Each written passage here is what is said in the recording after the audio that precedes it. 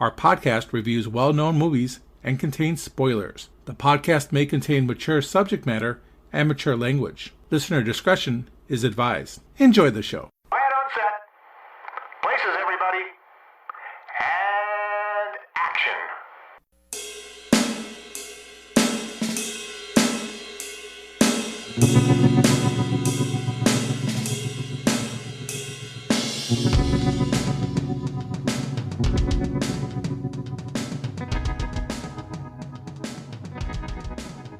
It's time once again for the Hooked on Movies podcast. Today we'll be reviewing the 2015 biographical drama Spotlight. With me are Ted. The church is an institution, Mike, made of men. It's passing. My faith is in the eternal. I try to separate the two. And Ken. You guys got to understand, this is big. This is not just Boston. It's the whole country. It's the whole world. It goes right up to the Vatican. Dun, dun, dun. And I am Eric. Takes a village to raise a child. Takes a village to abuse one. And we're talking Spotlight, the investigation of the Catholic Archdiocese in Boston and the world, according to Ken. Ken, tell us about the synopsis of Spotlight.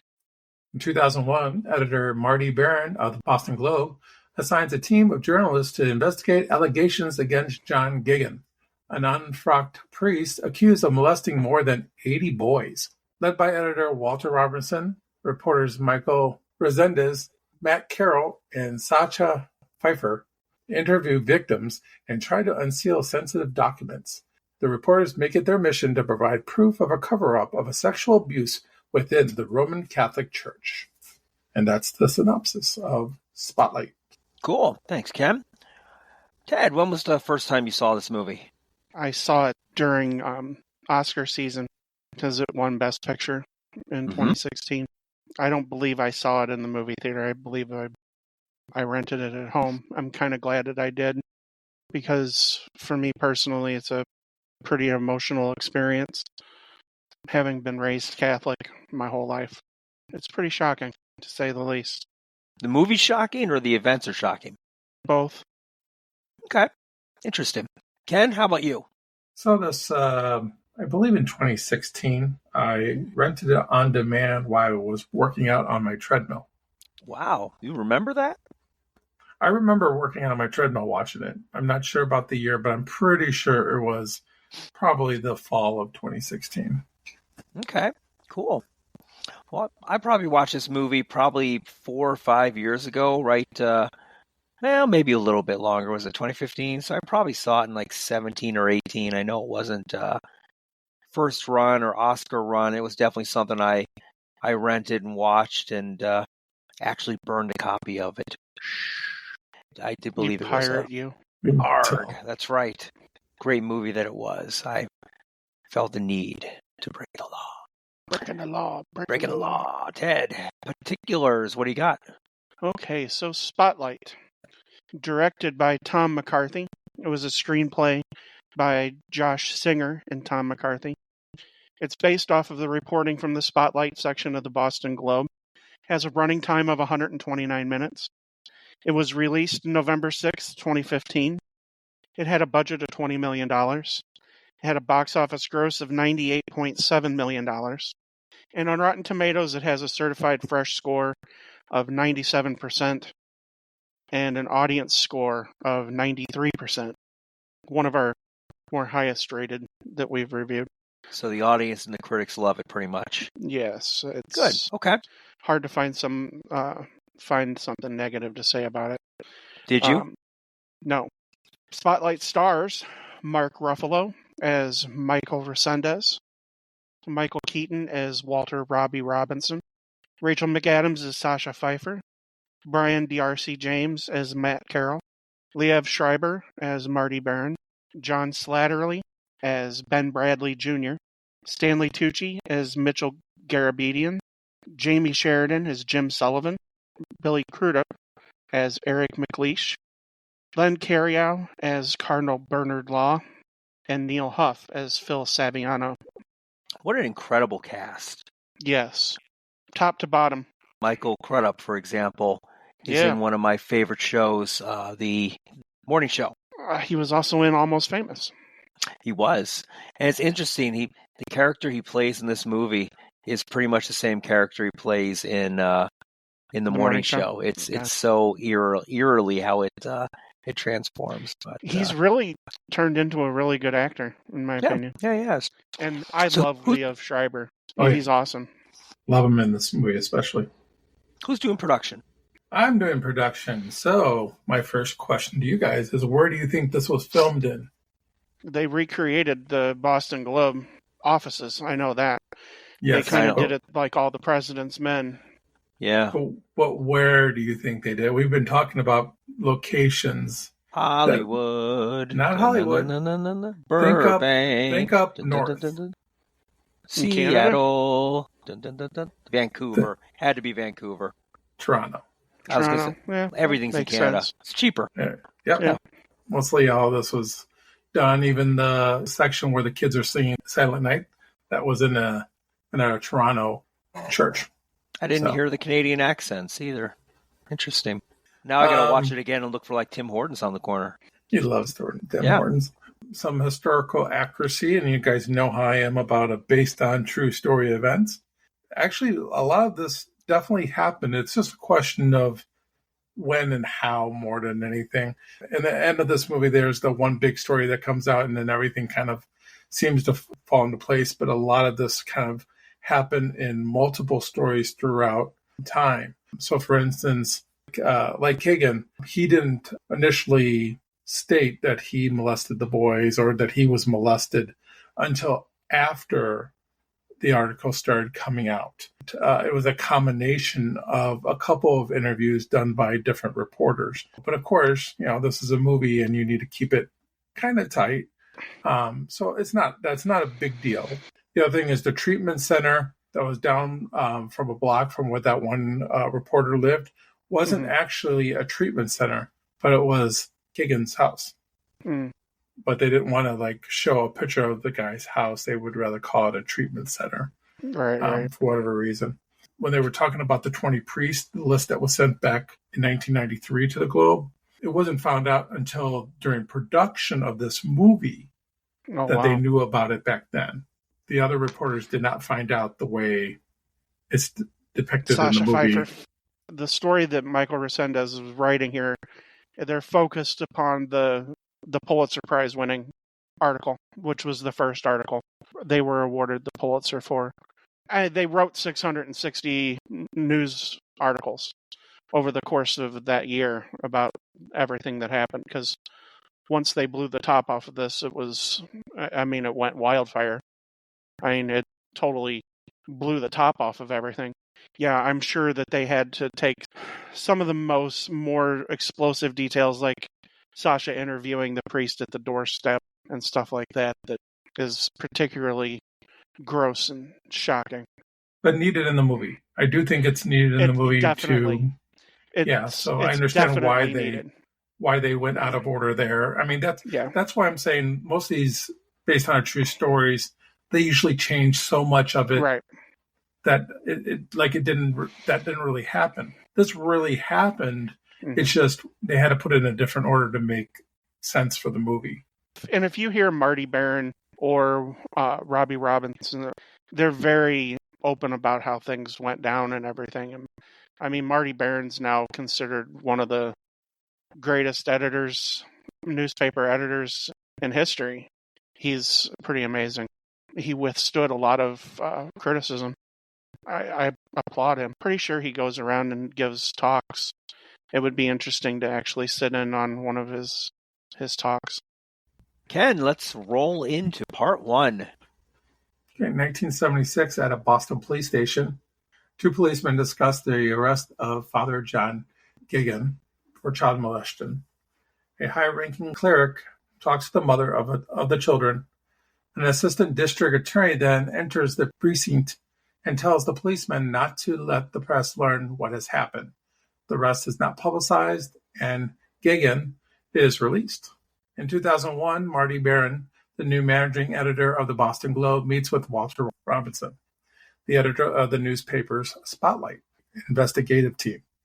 After Barron reads a Globe article about a lawyer, Michael Garabedian, charging that Cardinal Bernard Law, the Archbishop of Boston, knew about Gagin's sexual abuse of children and did nothing to stop it. Barron urges the Spotlight team to investigate. Journalist Michael Resendez contacts Garabedian, who initially declines to be interviewed. Resendez reveals that he is on the Spotlight team and convinces him to talk. Initially believing that they are following the story of one priest who was moved to a new assignment several times, the Spotlight team begins to uncover a pattern of sexual abuse by other priests in Massachusetts, and ongoing cover-up by the Boston Archdiocese. Through Phil Saviano, who heads the victims' rights group, SNAP, the team is led to widen their search to 13 priests. Richard Sipe, a former priest who worked to rehabilitate sexually abusive priests, tells them that his study suggests that there's approximately 90 abusive priests in the Boston area, 6% of all priests. Through their research, the team develops a list of 87 names and begin to find victims to back up their suspicions. And that's the end of part 1. Cool. Well, I think it goes without saying to kick this movie off, there's one glaring fact that I think is made clear up front and is kind of a trend that flows throughout the movie. Anyone want to take a stab at what I'm thinking? That this is gross. That children getting sexually abused? No. The thing that struck me... Dang, I watched the wrong movie then. You did. The thing that struck me was Marty Barron being of the Jewish faith. Mm-hmm. In Boston, a prominently Catholic town.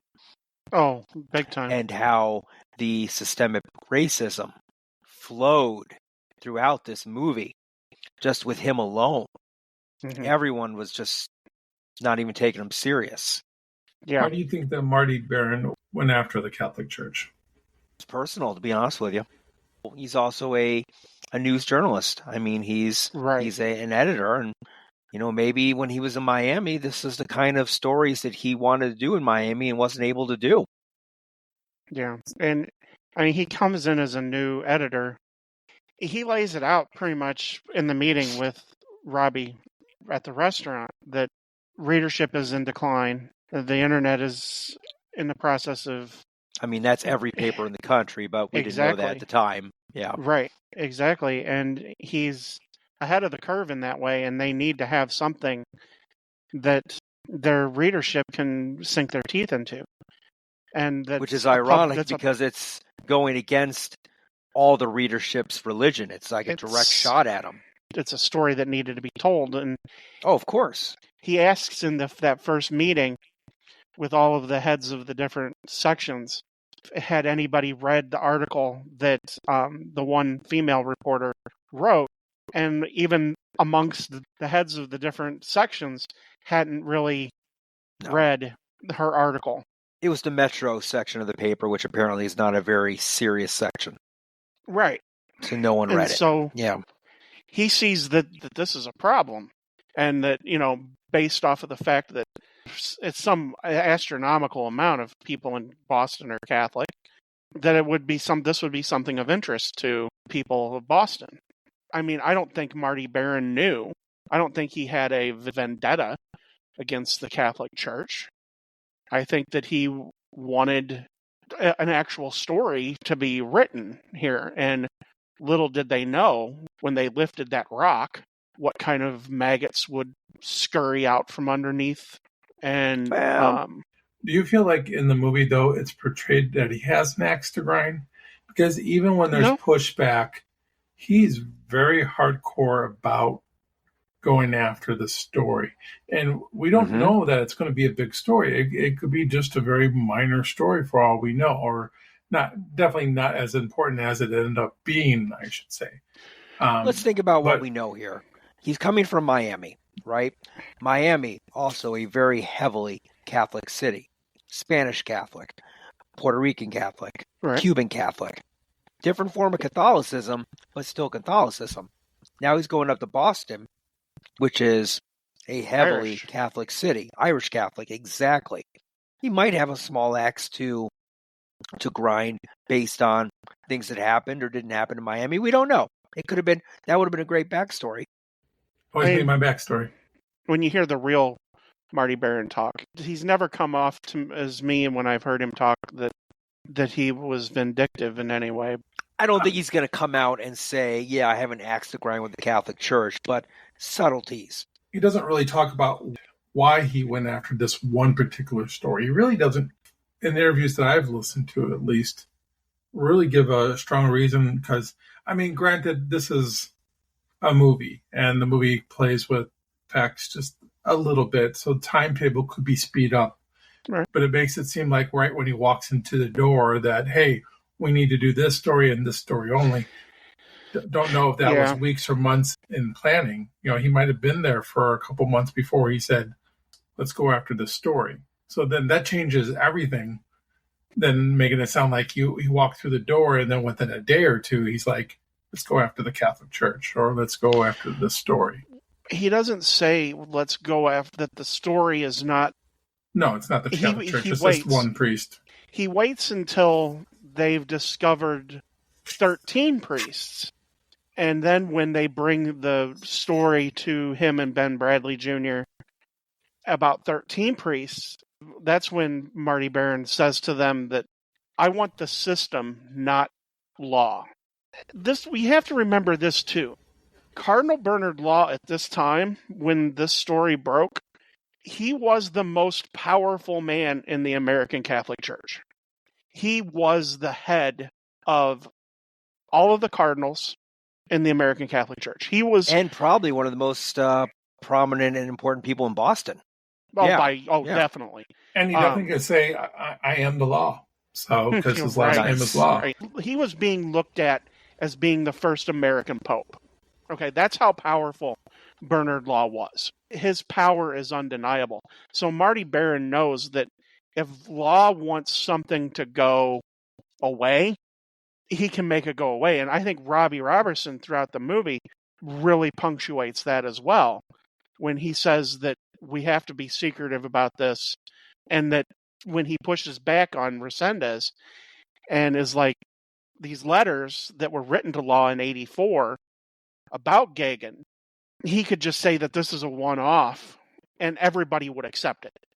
And he's entirely right. That's exactly what would have happened. It's very prophetic how this would have went down had they jumped the gun on the story.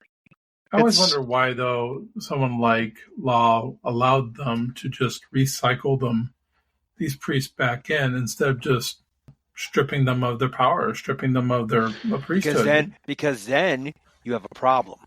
And if you're not admitting the problem, you're just recycling them, kind of washing, like a Pontius Pilate, washing your hands of the situation. Right, but if I'm thinking if you, though, show precedence of this is what happens to a priest when he gets caught doing something that he shouldn't be doing, there's consequences. Because these priests are just basically like, if I do it, they're not going to do anything. They're just going to recycle me back into the system somehow. Where's the what's the word I'm thinking of? Being held accountable.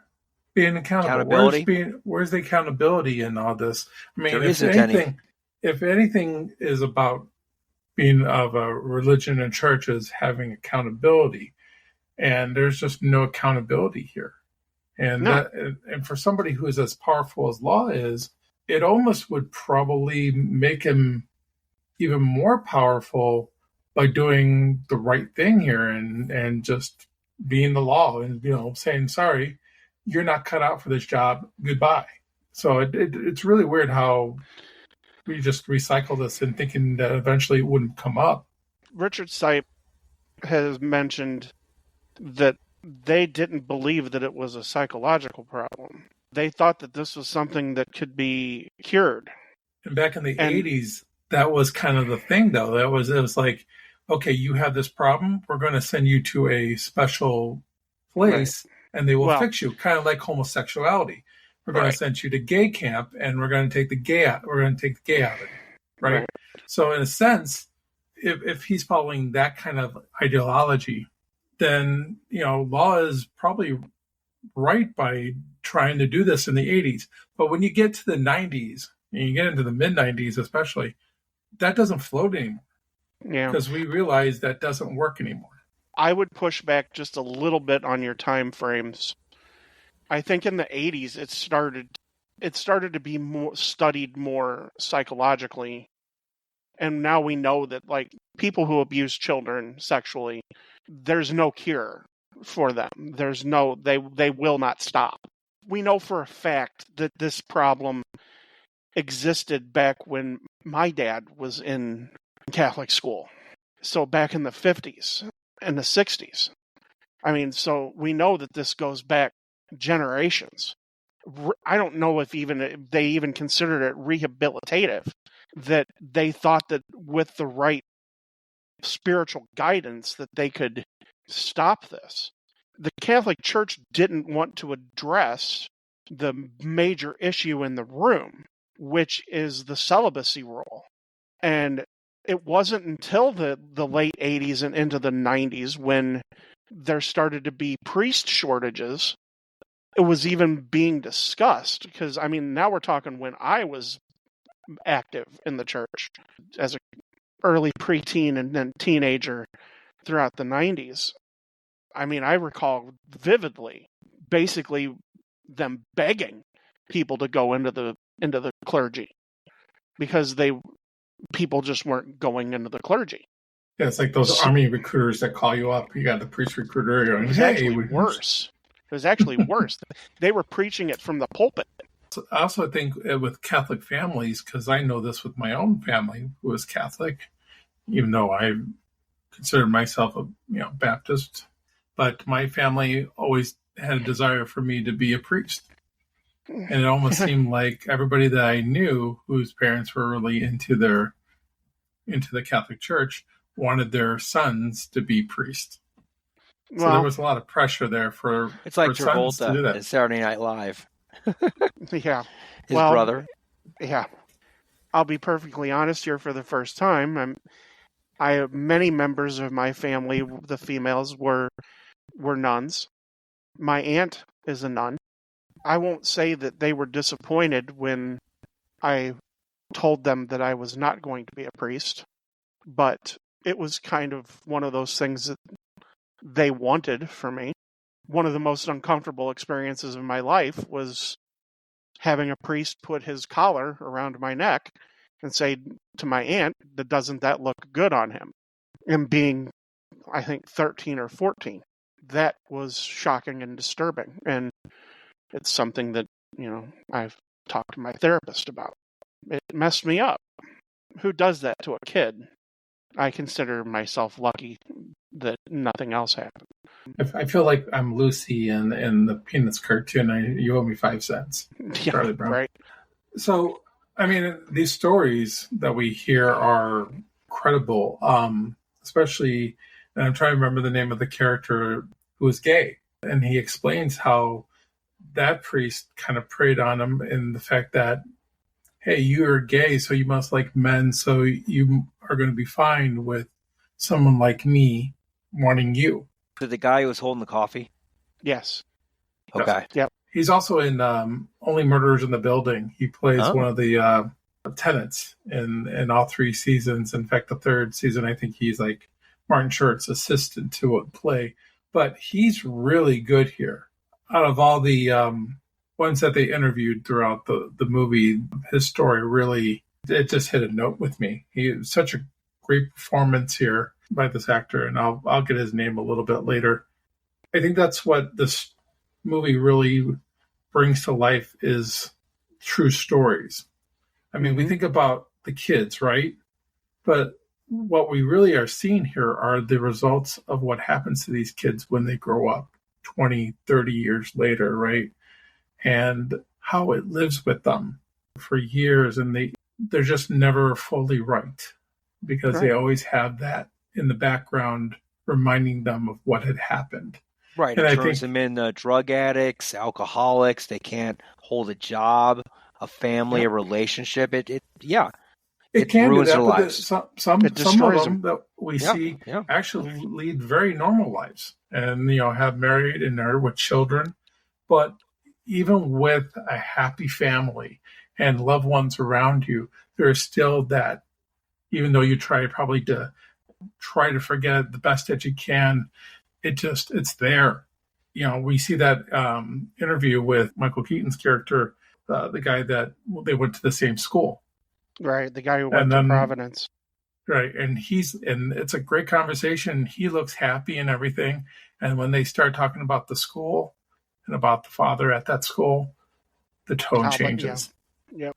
It's that kind of thing that really, I think, drives this movie home as far as getting inside of your heart and inside of your mind and just letting you know how horrible this really is. On the surface, we know it's horrible, but just seeing the reactions of these people, these actors who are playing these people, doing a great job, by the way, in my opinion. Granted, the investigation team, wonderful job, but it's these stories that really drive this movie home. And they're all pretty much tied together. You have the stories of, children, women, or girls and boys being molested. Their lives are ruined. And then down the road, you have the effects of everyone covering it up. Everyone from the archdiocese to the police department to friends and family to institutions, colleges, covering everything up. And then to even play on it even more, a dagger in the heart, if you will. Then you have attorneys that are preying on them, turning them into just money bags and just profiting and giving these people nothing, not representing them, not holding the Catholic Church accountable for any of this. It just goes on forever and ever and ever. I like the backstories in this thing is the thing I think that really, really drove it home for me. Oh, definitely. That's a huge portion of it. Like McLeish, the one attorney who had sent a number of priests to the Globe before because he knew he had to, if he wanted any sort of leverage, he needed to have it tried in the public sphere. And the Globe buried it. Right. Even the Globe is guilty. Yeah. Right.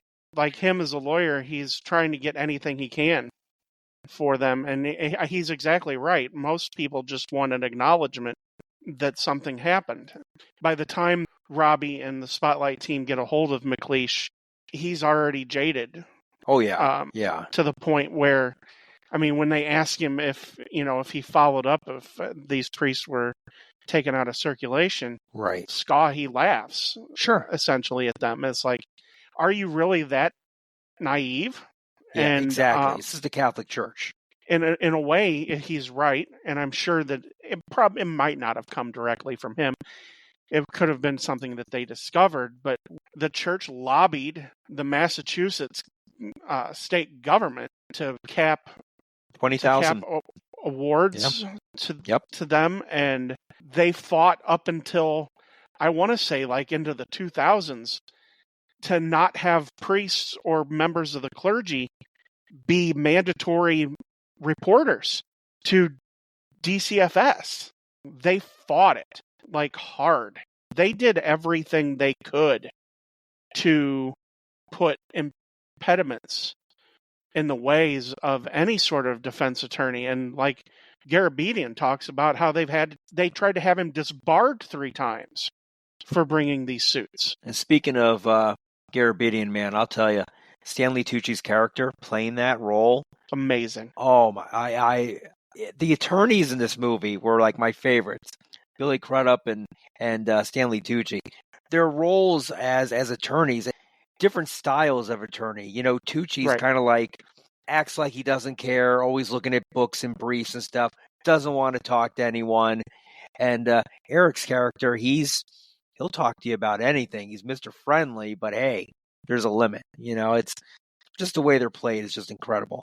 I like the fact that you bring up the Eric character because, these lawyers, there's kind of like a in between. They're not like the sleaziest people because he kind of admits to like some wrongness of how this is. Each lawyer, to a certain extent, sounds like they're disgusted at the process. So because ultimately they weren't representing their clients to the best of their ability. And they know it. But I think, again, comes back to what Ted had said earlier about the power of the Catholic Church. There's nothing they could really do.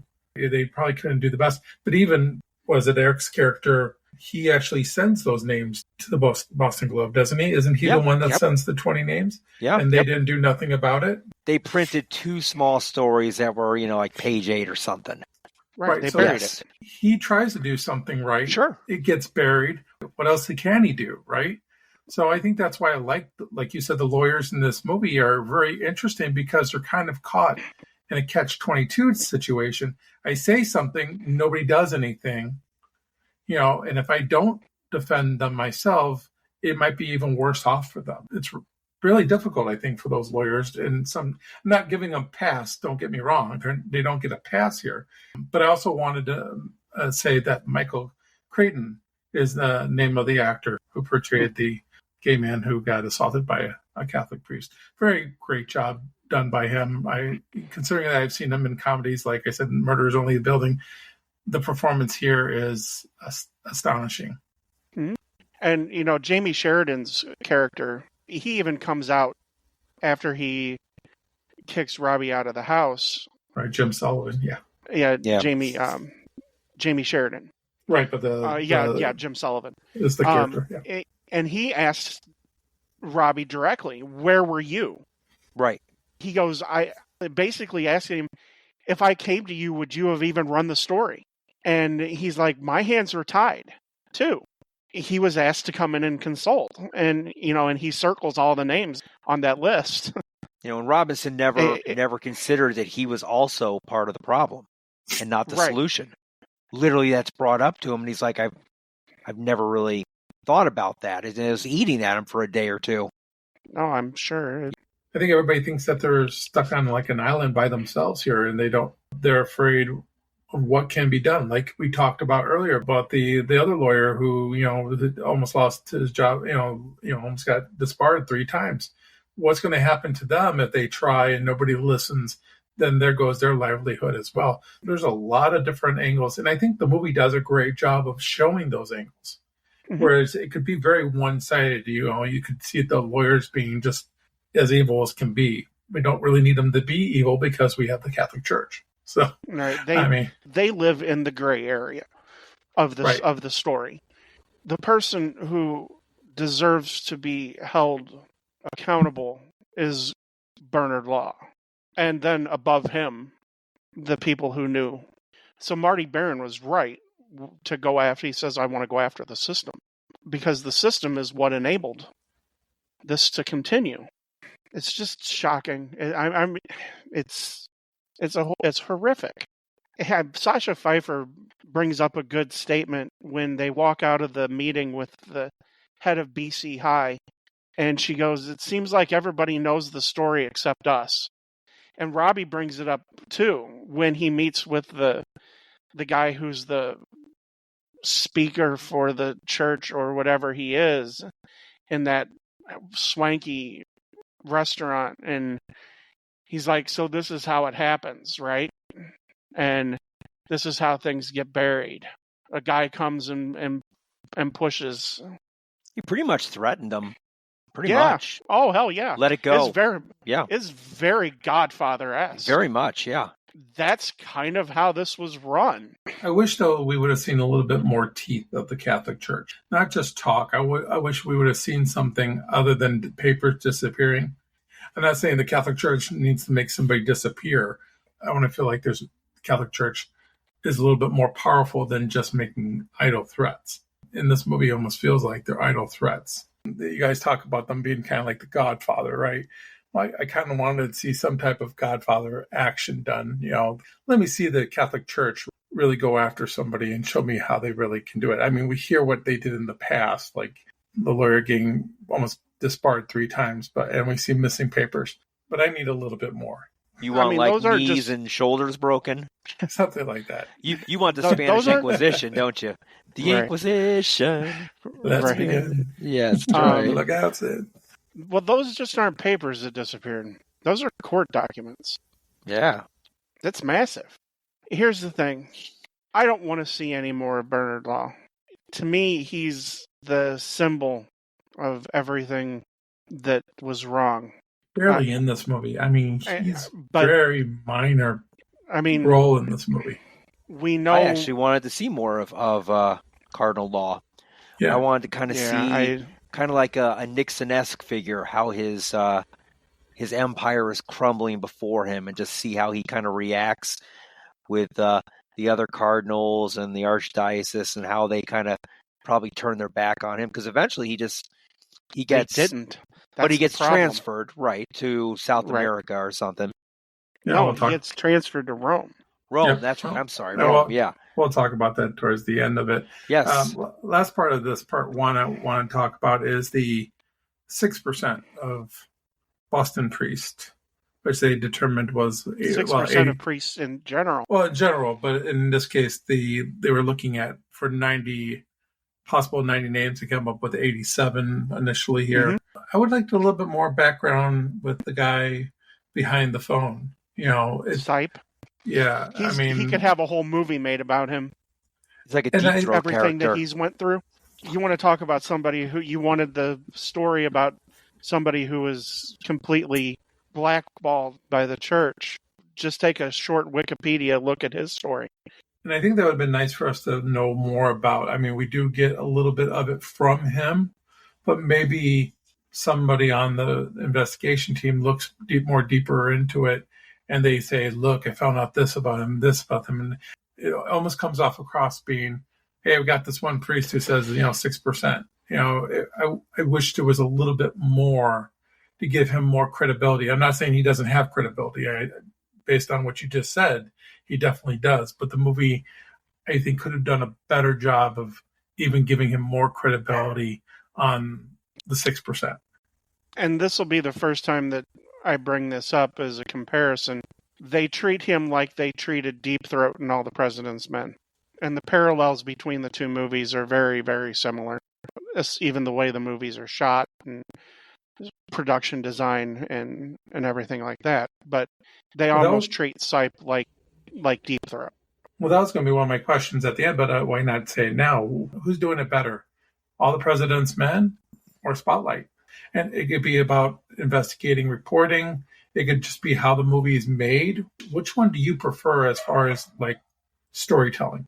I'll go first. As far as how the movie was made, I think that they're too identical. Because, they recreated the Boston Globe set like they recreated the Washington Post set. The production design. We even have Ben Bradley Jr. as a character. Exactly.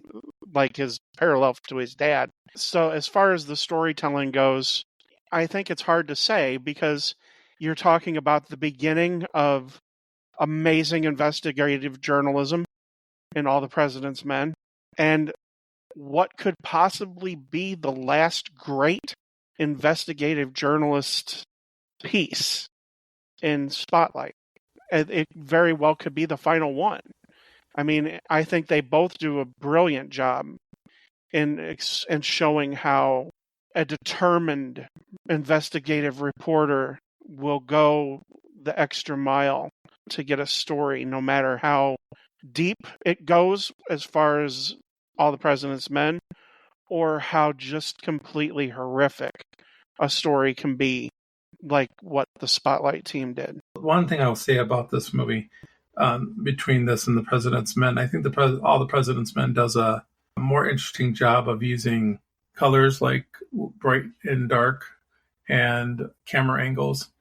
And All the President's Men also with fade-ins and fade-outs as far as, what we see, blurred in the background and what we see, up in front. There's more camera tricks that are done in that movie where I think this movie is a little bit more, nothing against it, but simplistic. But I think the story is maybe a little bit more grabbing because of it affecting children directly, human beings directly. Whereas All the President's Men, yes, it's important because of a political cover-up, but it doesn't have that direct effect as it does on our next door neighbor or their children. or people that are around us. I think this kind of movie is more important, at least to someone like me, and probably even someone like you, Ted, as far as which movie brings an emotion out of you. I prefer Spotlight here over All the President's Men for the story itself. As far as the filmmaking, I'll give that to All the President's Men. I think it's done a little bit better. But both movies are definitely well-deserved of the praise that it's gotten. What about you, Eric? What you got? It's a tough one. I've been thinking about that while you guys are talking. They're both such incredible movies that stand on their own merit. And you brought up some good points there, Ken, about the cinematography and directorial style of each director. It's done differently. Obviously, it's two different eras, one done in 76, one done in 2015. So you have two different eras of directing, cinematography, even actors. But for me, emotionally, I'm not tied to either movie. I know that sounds cold, but I'm not. I'm not tied to either movie emotionally. I am tied to All the President's Men because of a political background of just my hobbies of liking politics. So I'm always going to align myself to All the President's Men. But like I said, when we did the initial All the President's Men, I have a bias because I read the book, and the book is 5 times better than the movie. Blows it away. The movie, it would be an 8-hour movie if they did the book. And I know you got to pick and choose your battles and your scenes there. So I wonder with the book Spotlight, what it was based on, if that would also be an 8-hour movie. And if I read that book, would I feel dramatically different about the movie itself? But if I'm looking at it from like an apples point of view, movie to movie, I'm going with All the President's Men. But I like the simplicity of Spotlight. I like the way it's shot. I kind of like how it goes from scene to scene. There aren't any fancy angles. There aren't any fade outs. They're not using color, which I think if they tried to use that on a 2015 movie, it's not going to play at all versus the era of the 70s where that was very, very popular when it came to movies. Well, let's go to part 2. As the team realizes the sheer scale of the investigation, it begins to take a toll on their lives. Reporter Matt Carroll learns one of the priest rehabilitation centers is on the same block as his family's home, but cannot tell his children or his neighbors to avoid spoiling the story. Reporter Sasha Pfeiffer finds herself unable to attend church with her grandmother. Resendez pushes to get the story out quickly to prevent further abuse, and Robinson faces pushback from some of his close friends who he learns were compliant in covering up the abuse. When the September 11th attacks occur, the team is forced to deprioritize the story. They regain momentum when Resendez learns from Garabedian that there are publicly available documents that confirm Cardinal Law was made aware of the abuse and ignored it. Although Resendez argues to run the story immediately before more victims suffer and rival newspapers publish comparable articles, Robinson steadfastly refuses, arguing the team needs to research further so that the systematic problem can be more fully exposed. After the Globe wins its case to have even more legal documents unsealed that provide the evidence of that larger picture, the Spotlight team finally begins to write the story and plan to publish their findings in early 2002. As they are about to go to print, Robinson admits that he learned during the investigation that he was sent a list of 20 sexually abusive priests by lawyer Eric McLeish in 1993, on which Robinson never followed up. Berenstain commends Robinson and the Spotlight team's efforts to expose the crimes now. The story goes to print with a web link to the documents that expose Law's inaction and a phone number for victims of abusive priests. The next morning, the team is inundated with calls from victims coming forward to tell their stories. A textual epilogue notes that Law resigned in December of 2002 and was eventually promoted, and I don't know how to pronounce this, to the Basilica Maggiore in Rome, and presented a list of 105 U.S. communities and 101 others around the world where major scandals involving abuse by priests have taken place. And that's the end of Spotlight. Right. I like how they focus on how each reporter kind of reacts differently to the investigation. Exactly. You have the one guy who learns of the rehabilitation center. However, as I stated earlier in the podcast, it was actually that of one of the priest house. We actually knew about Sacha's not going to church with her grandmother. I think she had problems with that even at the beginning of the movie, but I think she eventually decided not to go. And then Resendez, yeah, he was very upset that they didn't publish this quickly. You gotta love Mark Ruffalo. And I don't know if he plays, but he he comes off with somebody that is probably a little bit impatient when it comes to getting information out. No, not at all. That's He's passionate though. He's very passionate. Yeah, that is how Michael Resendez is in real life. It's interesting because Michael Keaton and Mark Ruffalo really inhabited their characters. Like the real Robbie Robertson actually said that Michael Keaton got him so dead on that Michael Keaton could go and commit a crime in Boston and they would come and get him. Mark Ruffalo went to the point of recording Michael Resendez's voice and would talk to Michael Resendez before and after each scene that he did. He got his speech patterns perfect. He gives an Oscar-worthy speech when he's trying to convince Robbie to print the story early. It's a dramatic moment, and you feel for him because if you don't have indignant anger at that point, I don't know what you would have indignant anger over. And you really feel for him. But then you also see Robbie's point as well. When Sasha and Mike are talking on her porch, I think that they come to the terms that, that this is bigger than everything that they could imagine. And that it's affecting each of them differently. And Mike's he's more of a, and I don't want to say incendiary, but he's more of a excitable personality. He wears his emotions passionate. on his sleeve. Right. Yeah. Whereas everybody else is kind of more reserved. I will say this, though. Well, we were just comparing All the President's Men to Spotlight. When I listened to interviews with the real-life reporters and the real-life actors, the reporters rave about the performances on both sides of both movies, how they nailed each other's character. Mm-hmm. And I think that says a lot about the actors here.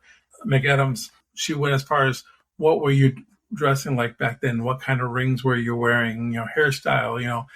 She did everything she could to get it right. Sasha, in her interviews, will tell you that she copied her to a T. And you hear that from each real life person on the actors that played them. So, and that's the same thing that we heard when we did All the President's Men, how Robert Redford and Dustin Hoffman took over those personalities. It made them carbon copies. That says a lot. And I think that's why both of these movies are as powerful as they are, is because they're true to the people that lived it. I don't know if this movie won the SAG Award for Best Ensemble Cast. I would imagine they had to. I can't see anybody beating this cast because they are so good from top to bottom. Yeah, and Rachel McAdams was the one who got the nod for the Academy Awards. And, her character is good. I think they kind of overlooked Mark Ruffalo a little bit here, but that's neither here nor there. It wouldn't be the first time. There's a podcast I listen to that'll go unnamed where they do what we do, but they have categories where they talk about scenes. And one of the categories is an overacting scene. And in their little intro, they play 5 small cuts from a movie, and they played one from Spotlight, and I never knew that it was from this movie. And it's Mark Ruffalo going, they knew and they let it happen. So yeah, they play that scene, and what are they saying? That he's like just overacting the hell out of the scene.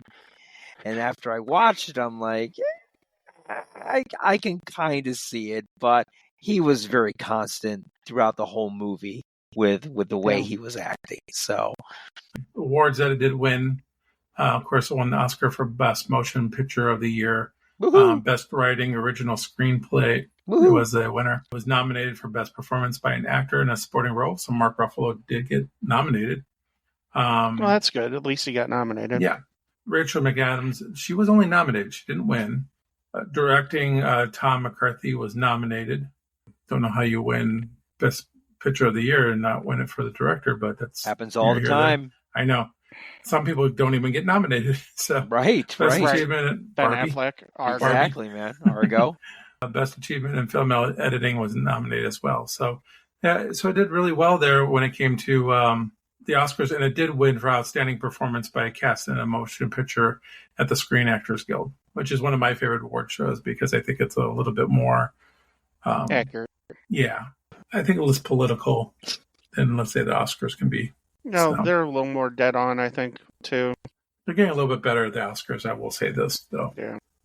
How this all wraps up, I love the pictures of the paper running through the copy machines and then being wrapped up and taken out by the Boston Globe trucks. And Yeah, who knows? the trucks Who are knows kind of if, interesting. and who knows if Robbie actually, sat there and watched the trucks go out. I mean, it's just symbolic of so much that, it's kind of a tipping point between this is a before and after type of a thing. Nothing will be the same after those papers go to the doorsteps of their readership. And for a lot of people, and nothing was ever the same. A little disappointed to learn that they did not find out about the 20 sexual abusive priest until they started making this movie. Just because, like Eric's line earlier on there, that it takes a village, is such a good line that actually sounds like it never actually happened. Just because the setting didn't happen the way that it happened, but it's such a great. He might have said he could have. I mean, it sounds wouldn't surprise like a me. smart ass line that he would say, but it's a great line, and it's a true line. But like I said at the beginning of the movie, beginning of the podcast here, the spirit of this movie is true to the actual story. This is one of the few movies out there that I can actually feel comfortable and say I'm happy with the based on the true story situation, because so many times movies could change things around. Remember the Titans, movies like that, unfortunately, which is not saying that they're not good movies, and it's not saying they're not inspirational movies. But for me, you don't need to fib on some things to make it stand out. I wish I knew what you were talking about on Remember the Titans. Was it like an all-white football team, or? Well, we'll talk about it down the road. Okay. Eventually, we'll do that movie. But like, for instance, I read the Bible, and a few years back we had the Bible TV series that came out. Oh, I remember that. And we had Sodom and Gomorrah, and the angels were like ninjas. Okay. Yes. I mean, the Bible. Okay, even if you don't believe the Bible, there's so much stuff in the Bible that you don't need to make things up. Ninjas. You don't need to make ninja angels. I mean, you don't have to do those type of things. And that's what I'm saying about these stories based on a true story. There's a lot of times where you don't have to make changes. You don't have to embellish, exactly, because the story is so good without having to do that. It writes itself. In this movie, yeah, they had to make some changes, but they're reasonable changes that have to be made within the construct of a 2-hour movie. So I applaud this movie for living up to the spirit of the true story and barely changing the facts, because the facts are true. They're just kind of a little bit out of order, and how they actually, like how they were actually, like what reporter actually did the interview that got the father to say that he molested a child or that he was molested. They needed to put that in there because you couldn't drag out the movie for how many articles this newspaper had to do. 660 articles. We're not going to do that. But I think the compromise they made was very, very, very well done. And that scene that you're talking about with Father Paquin is one of the most infuriating and one of the scenes that makes my blood boil, because he's convinced that he didn't do anything wrong. And this is the mentality that by moving them around. They cultivated it in a sense. I'm glad that they included it, even though it wasn't in the same timeline. Is there a book on Spotlight? I don't know. I don't think so. But I did read the initial article. Okay. It's available online on the Globe website because it was a Pulitzer Prize winning article. It's an amazing piece of writing. It's an amazing piece of investigative journalism. But the thing that ties everything together for me, and the thing that shocks me, causes me to tear up every time I watch the movie, is the list of cities. Why is it shocking? Why is it shocking? Well, yeah. You think it's just happening in one city? Of course it's happening globally. No. Of course we know now. Yeah. You know, having grown up Catholic, it really hits home the extent. I don't want to trivialize, and this is a horrible comparison, but to me it's almost like when you go see a war memorial with names on it, it kind of hits home that, you know, this is not isolated. And for me, growing up where I grew up in a town of 40,000 people, we had 6 Catholic churches and parishes in our town. How did we escape in Quincy? But as a note, and the thing that shakes me to my core is one of the cities, and it's not even a city, it's a town that is listed there is Hannibal, Missouri. Hannibal, Missouri is 15 minutes away from Quincy. My aunt was stationed outside of St. Louis, so I know Cape Girardeau, Missouri. Having it be so close, it's jarring. Sorry, man. I won't lie. I have guilt. Why were we different? How did we get lucky, I guess? Why didn't I walk into a church and blow your head off? No, I'm serious. I mean, there shouldn't be any guilt. It's circumstances. It's not out of your control. Right. It's hard. This movie's deeply personal to me on many levels. It moves me in a way that very few other movies do. It causes emotions that I deal with. Well, I think we know what his review is going to be. You know, there are 3 little things here that I think are important that I'd like to give out. One is the suicide hotline. All you have to do is dial 988. And then there's the National Sexual Abuse Assault Hotline. It's 1-800-656-4673. And then the narcotics hotline of 1-800-662-4367. 57, sorry. If you're dealing with any of these things and you need to reach out to someone, they're there to help. It's such a horrible thing. Well, thank you for that information, Ted. I think that's definitely good information to get out there for people that are having any type of mental, physical, drug-related problems, any type of molestation issues. So thank you. Thank you for that. Well, let's end this talking about our reviews. We'll kick it off with Ken. What's your review of Spotlight? Who are you aligning with? I'm aligning with Jason Bailey. He is from Flavor Wire. I've never heard of that before, but I agree with this review. What's perhaps most impressive about Spotlight is how they're all complicated people, given the opportunity to gun it, to hesitate, to reach, and to claw. And the reason why I went with this critic is that I do think that these are complicated people. They could have been very just one-sided type of characters. They gave dimensions to practically everyone, maybe outside of the Catholic Church. But the lawyers were complicated. The people that were abused were complicated people. Even the reporters were complicated people. And the actors who played these people did a superb job. There's a reason why this won for Best Ensemble at the Screen Actors Guild. It's because they picked the right people to play these parts. The dialogue is great. Like I said earlier, they didn't have to add or change much to this movie. They let this movie work on its own merits. And I'm very appreciative of that. And it's a really, really good movie. The only reason why I wouldn't give it, let's say, 5 hooks or 4.5 hooks is because it's just not a movie that I'm going to go to. I might see this again, but it might be years down the road when I might watch this movie. But it doesn't mean that it's not a powerful movie. If I were just grading it on how well it's executed, I would probably give it a 4.5, 5 hook.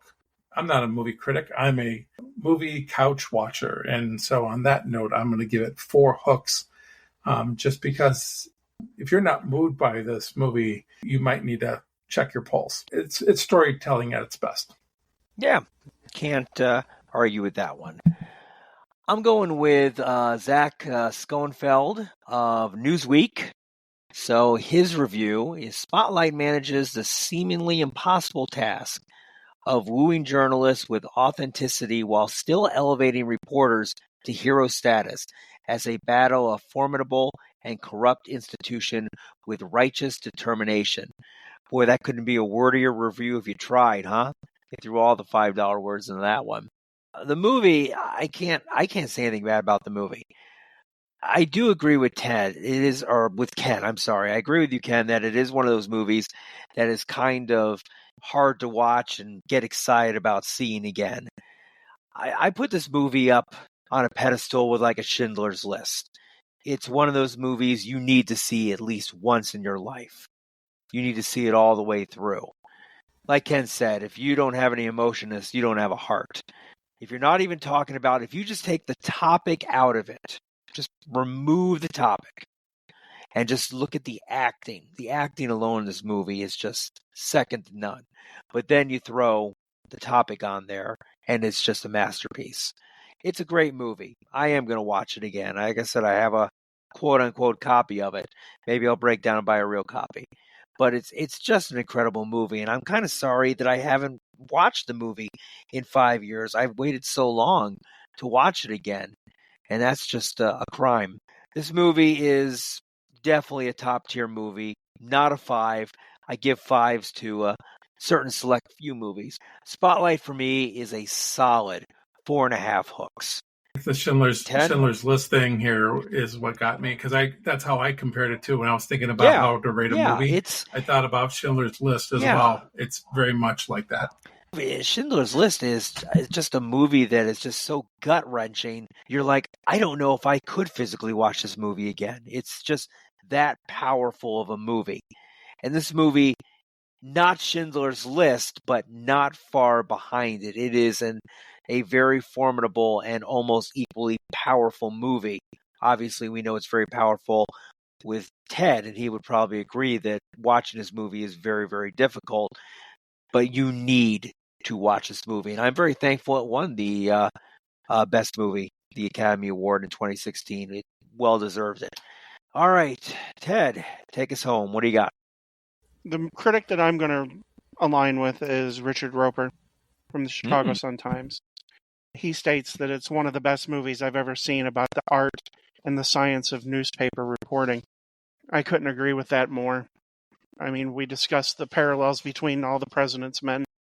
And that's coming from a reporter. Yeah. A real reporter. Real reporter, right. This is a deeply personal movie for me on many levels. It's something that I grapple with a lot. It's a movie that I do revisit. I completely understand the comparison to Schindler's List, because it's horrifying.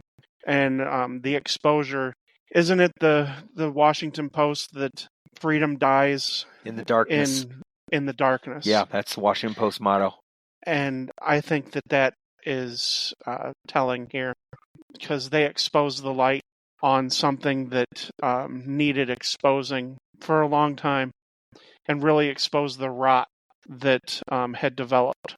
And that's hard as somebody who grew up intensely in an intensely Catholic family. This movie hits me like few others. And I do revisit it. I don't run away from it because, it's something that I still grapple with. And there is an indignant anger that I get. You both are exactly right. This is a movie you need to see. This is movie making at its finest. You don't see very many movies that are actually truly amazing. And To me, this is a truly amazing movie. I agree with Eric. I'm so happy that this movie was honored to win the Best Picture, because the people could have easily shied away from this. For me, it's a 5-hook movie, just because of the pure and simple fact of it's amazing movie making. The storytelling is absolutely brilliant, and it's spot on. That, like Ken had highlighted, the acting. The acting it couldn't be better. I mean, these are actors here that are at the peak of their performances. They're just brilliant. Michael Keaton is amazing here. Liev Schreiber, Rachel McAdams, they all bring out amazing performances here. And like I said, this is a deeply personal movie.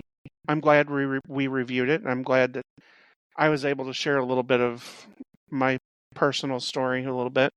It means a lot. Good. Yeah. So just bringing up one quick sidebar, and we'll roll into where you all can find us on the World Wide Web.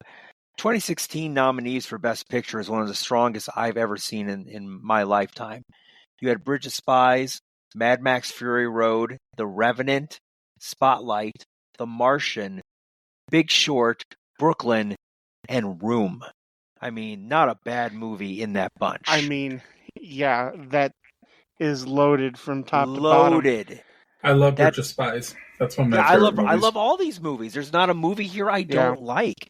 It tells you how powerful of a movie this was, and I'm very thankful that it won the award. The Revenant was the one that seemed to be tagged as the winner that year, and it was supposed to run away with it. And then Room is one of those movies that's also equally as shocking and depressing. Yeah. So, Ted, take us home. Tell us where they can find us on the World Wide Web. Well, we can be found on Twitter/X at hookedon_movies. And whatever podcast version you're listening to us on, whether it be Good Pods, Apple, Spotify, there's so many different podcast platforms. If you can, leave us a 5-star review. Tell us what you think of Spotlight. It helps us get noticed. Ken, Facebook, what's new and exciting? Join us on our Facebook page. We review trailers and news of Hollywood movies, stars. Feel free to post anything related to the movie business on that page, and feel free to join in the discussion. Awesome. And we're going to continue this fun fest of movies. What are we doing next, Ken? We're doing The Shawshank Redemption. Oh, boy. It's IMDb's #1 movie. Well, we're going to be doing that one. Was that 3 hours, right? That's a long one. So sit back and relax. We won't talk for 3 hours, but we'll talk about the movie. It's all the time we have on this episode of Hooked on Movies podcast. As always, this means something. See you at the movies. See you next time on Hooked on Movies.